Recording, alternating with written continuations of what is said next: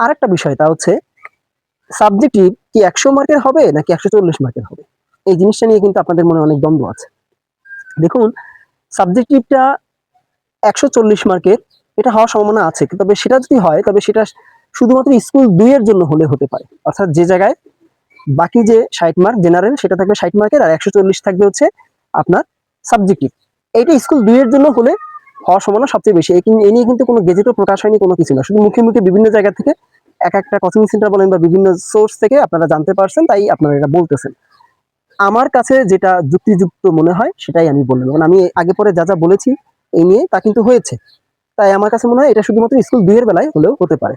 আর যদি সব বেলায় হয় তাহলে আলাদা কথা। তবে মূল বিষয় কি দেখেন, আপনার মার্ক ১৪০ সাবজেক্টিভ আর বাকি ৬০ মার্ক জেনারেল, এটা কোনো ম্যাটার না। পরীক্ষাতে ২০০ মার্কই হচ্ছে, তাই না? বিষয় হচ্ছে এইটা। আপনি বেশি আসলে বেশি করে মানে আসবে আরকি।